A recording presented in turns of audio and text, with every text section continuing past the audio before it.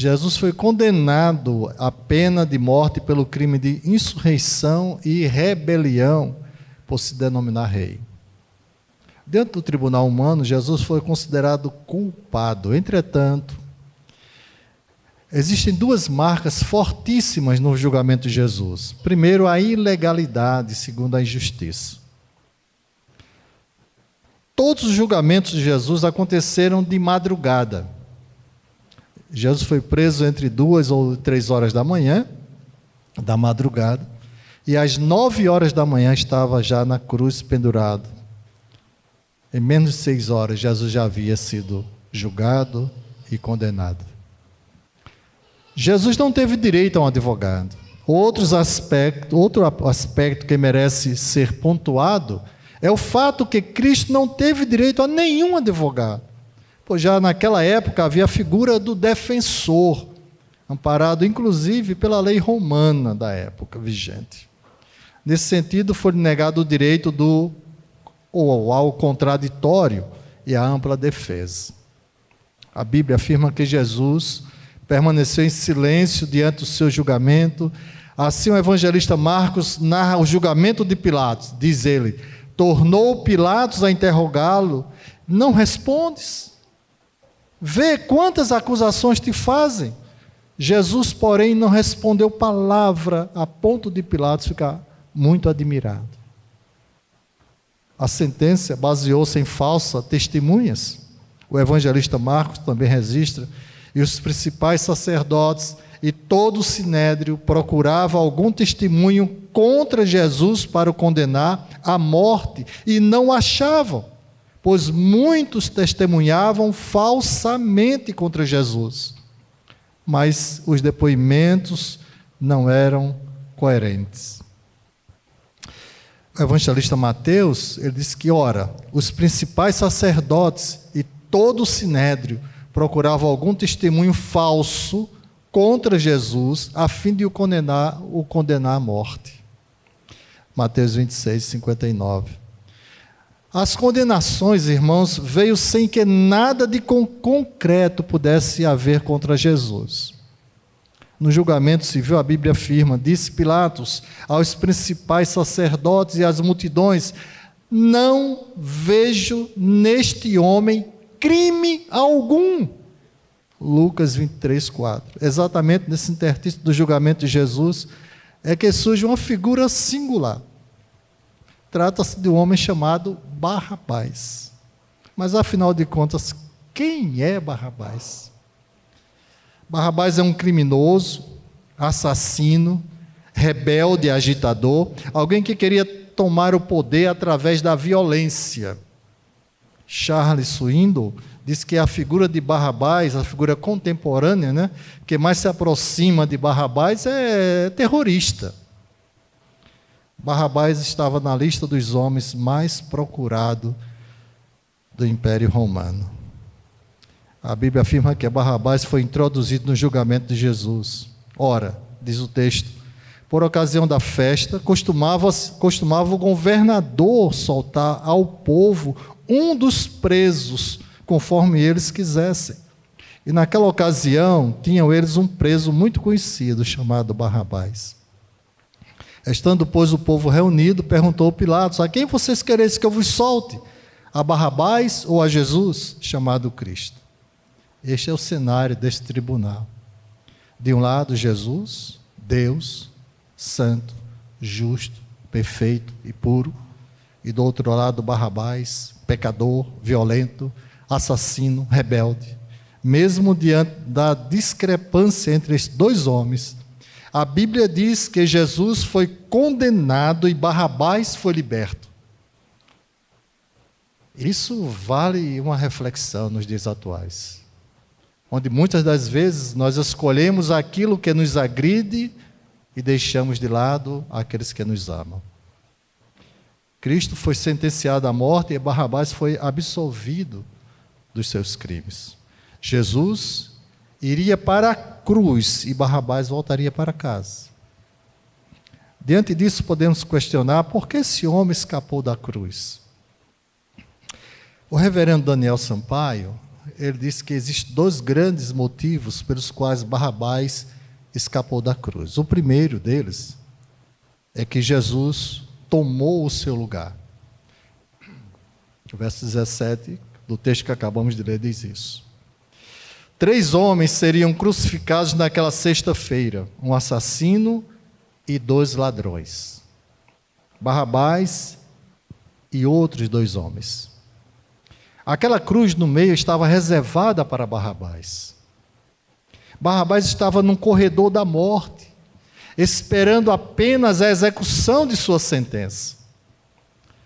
Portanto, Barrabás sabia que a cruz do meio era dele. Aqueles cravos eram dele. Aquele sofrimento todo estava reservado para ele. Na teologia, há o que chamamos de tipologia, ou seja, algo que simboliza ou tipifica algo maior. Isso é tipologia. Por exemplo, Jonas, capítulo 1, verso 17, diz que ele passou 3 dias no ventre de um peixe e 3 noites. Isso tipifica Jesus Cristo na cruz do Calvário, 3 dias e 3 noites. O reino de Davi tipifica o reino do Messias, que seria estabelecido conforme Gênesis 22. Quando Deus pede para que Abraão sacrifique o seu filho, aí está tipificado, seria talvez a palavra, de que Deus também sacrificaria o seu filho. Quando Oséias casa com a prostituta, se une a ela, dando a ela todo um apoio, está tipificando Deus dando apoio a um povo rebelde, prostituto, que seria o povo de Israel.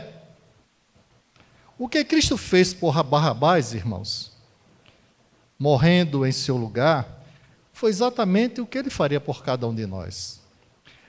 Sendo assim, nesse texto, Barrabás tipifica alguém. Quem Barrabás está ali tipificando ou simbolizando? Eu. Você. Nós somos essa figura onde Cristo tomou o nosso lugar. Ele morreu no nosso lugar. Aquela cruz no meio era minha, aquela cruz do meio era sua. Jesus, ao invés de Barrabás, significa Cristo ao invés de nós. Deus não seria injusto se mandasse todos nós para o inferno. Em momento nenhum ele seria injusto. Na verdade, ele estaria exercendo a sua justiça. Nós não merecemos ir para o céu. Ninguém aqui vai para o céu por merecimento. Nada do que você faça pode levar você para o céu. Por mais que você tente, por mais que você se esforce, todo o seu esforço nunca o levará para o céu. A salvação não é alcançada por aquilo que nós fazemos, mas por aquilo que Cristo fez por nós na cruz. Isso se chama graça. Graça, favor imerecido. Todo aquele que crer em Cristo, que se arrepende dos seus pecados, que o abraça como Salvador e Senhor, é salvo, não por obras, mas pela graça de Deus. Charles Swindoll disse que Deus construiu uma estrada para o céu, e esse caminho foi pavimentado com o sangue de Cristo. Em segundo lugar, a morte de Jesus garantiu a sua liberdade, a liberdade daquele criminoso, não é? A Páscoa significa libertação. A festa da Páscoa foi instituída para comemorar a libertação do povo lá do Egito, segundo Êxodo capítulo 12. Na noite que antecedeu a libertação do povo, Deus mandou a última praga, seria a morte dos primogênitos. O povo de Deus deveria entrar em sua casa, sacrificar um cordeiro, tomar o sangue do animal e aspergir sobre os umbrais e sobre as portas. Naquela mesma noite, o anjo do Senhor iria passar por sobre a terra do Egito e ceifar a vida de todos os primogênitos, com exceção daqueles que estivessem nas casas marcadas pelo sangue do Cordeiro. Assim diz a Bíblia: o sangue vos servirá por sinal nas casas. Êxodo 12, 13. A morte do Cordeiro Pascal garantiu a vida e a libertação do povo do Egito. Por semelhante modo, o derramamento do sangue de Cristo, o Cordeiro de Deus, que tira o pecado do mundo, garantiu a liberdade de Barrabás. Jesus foi sentenciado para que ele pudesse alcançar a anistia. O apóstolo Paulo afirma que para a liberdade foi que Cristo nos libertou. Irmãos, no ano de 2005, a revista super interessante, muito conhecida de muita gente, não é? Publicou uma matéria com o seguinte título: Quem matou Jesus? No decorrer da matéria, os autores traziam 5 diferentes teses. Primeiro, os romanos. Segundo, os judeus. Terceiro, a multidão insensata. Quarto, os líderes religiosos judaicos que manipularam a multidão. E quinto lugar, Pilatos. Biblicamente falando, todas essas respostas estão erradas. Todas essas pessoas, mesmo que tenham tido participação na execução de Cristo, nenhuma delas pode ser responsabilizada individualmente. Segundo o ensino das Escrituras, somente uma pessoa pode ser declarada culpada pela morte de Jesus.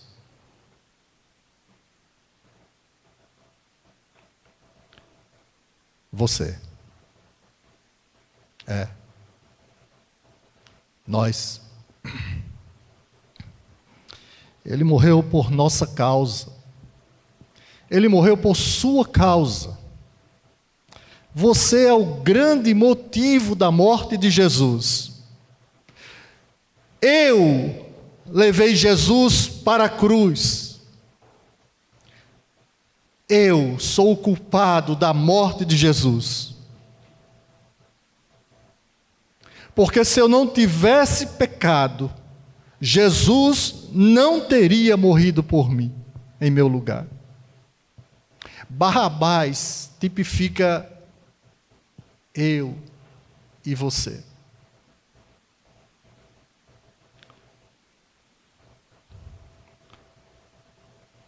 Nós somos o grande motivo da morte de Jesus. E para que Jesus morreu no meu lugar? Não é?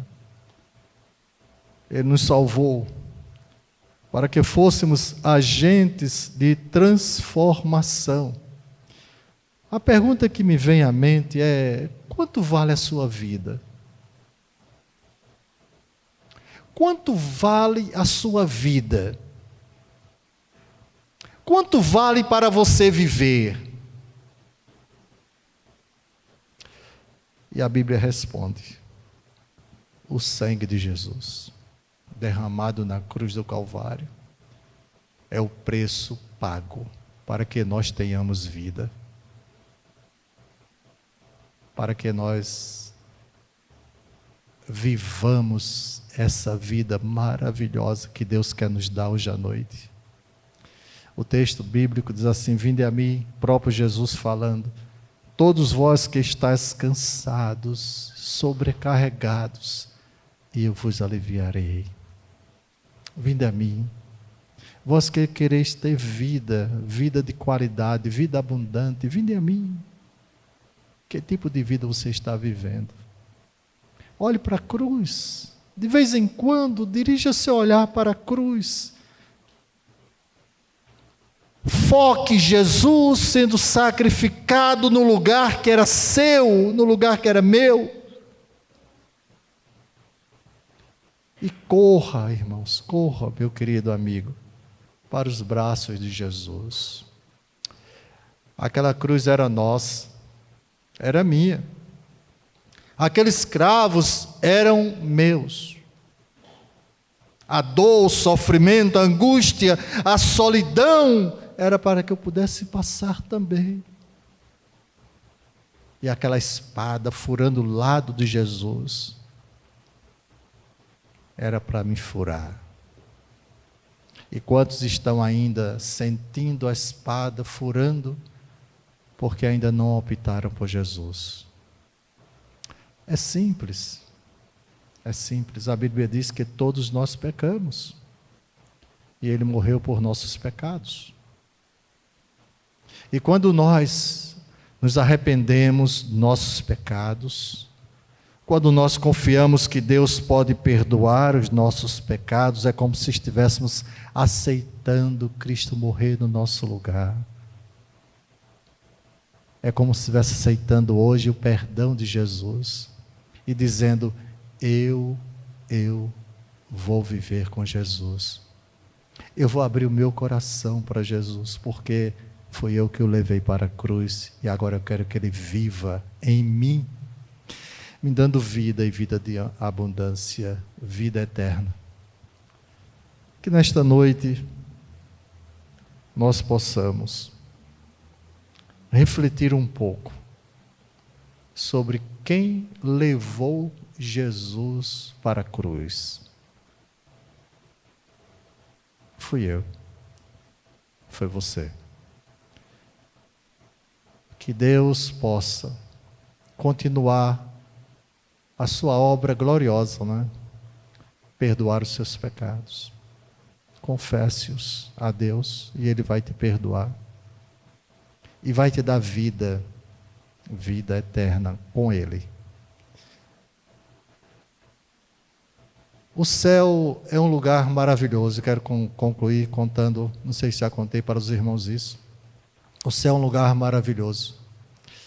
Eu creio que não existe lugar mais maravilhoso do que o céu. Eu estava numa conferência esses dias, lá na convenção, e um pastor contou uma história mais ou menos assim. Ele estava muito doente, muito doente. Um daqueles homens que vibram com o céu, não é? Tem gente que vibra com o lar celestial. A Bíblia diz que lá não haverá choro, nem ranger de dentes, não é? As ruas serão de ouro, e aquela coisa bem bacana que a Bíblia fala.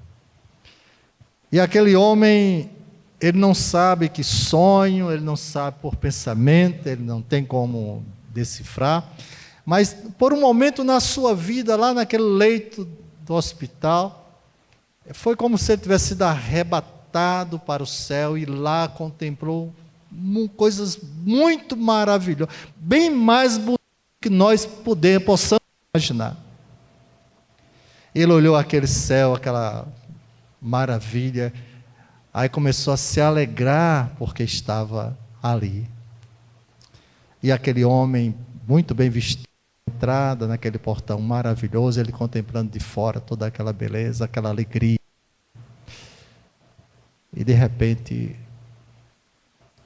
ele, quando vai entrando, a pessoa que estava ali disse: não, você não vai entrar.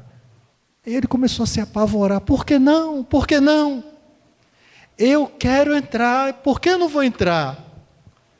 Aí disse: não, porque o pessoal, tem muita gente orando por você lá embaixo, na terra, né? Muita gente, sua igreja está orando por você, sua família, muitos irmãos orando por você.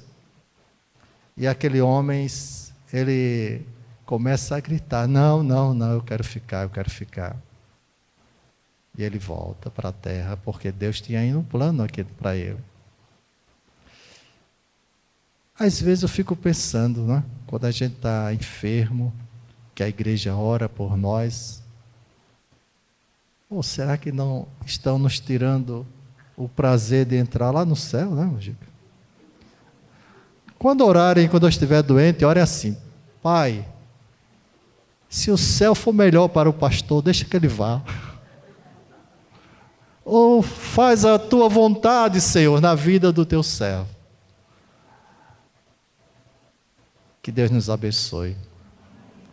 E que possamos optar por Jesus, porque o céu é um lugar maravilhoso. E se você não tem ainda essa certeza de ir para o céu, não pelos seus méritos, mas pela graça de Jesus, que hoje à noite seja uma noite de salvação. Amém? Vamos orar? Amado Pai, Tu conheces os nossos corações, Tu sondas, Senhor. Tu conheces os nossos pensamentos. E Tu sabes, ó Pai, as pessoas que estão aqui hoje à noite, que ainda não Te abraçaram como Salvador, ainda não reconheceram seus pecados, ó Pai, ainda não Te pediram perdão, e ainda não têm certeza desse lar celestial que Jesus foi preparar para cada um de nós. Que essa certeza alcance essas pessoas hoje à noite aqui, e que eles possam optar por Jesus Cristo como Senhor e Salvador da sua vida. Que não saiam desta casa sem a certeza da vida eterna com Jesus, nosso Senhor, nosso Salvador. Amém. Ainda de olhos fechados, ainda fazendo essa reflexão, há alguém hoje à noite que gostaria de entregar a sua vida a Jesus, que morreu no seu lugar, e dizer: Senhor, eu Te aceito. Eu aceito o Teu sacrifício na cruz por mim, e eu quero que Tu me salves. Há alguém hoje à noite que quer ser salvo por Jesus? Basta levantar suas mãos e eu vou orar por você. Amém. Amém. Mais alguém? Mais alguém gostaria de aceitar Jesus? De abraçar Jesus como seu Senhor, seu Salvador? Amém. Amém. Amém. Mais alguém? Amém. Que Deus te abençoe. Amém, minha irmã. Amém. Deus quer salvar você hoje à noite. Se junte a esses que estão dizendo: Senhor, me salva. Alguém? Eu vou pedir que você fique em pé onde você está. Que você que levantou sua mãozinha, fique em pé onde você está. Eu quero orar por você. Eu quero orar por você. E eu quero pedir depois do nosso irmão Walter Candeia, que depois pega o nome desse pessoal para a gente orar também por eles após o término do culto. Ó Deus, obrigado pelo dom da vida. Obrigado por Jesus Cristo, Senhor, pelo seu sacrifício ali na cruz do Calvário. E obrigado por essas vidas que hoje reconhecem que Cristo morreu em seus lugares, para dar a cada uma vida eterna, mediante a graça, por meio da fé de cada uma delas. Sustenta, ó Pai, em Teus braços, sustenta, e dá a certeza a cada uma da vida eterna, da salvação, de um lar celestial com Jesus. Abençoa-as, no nome bendito de Jesus. Amém. Pode sentar. Muito obrigado.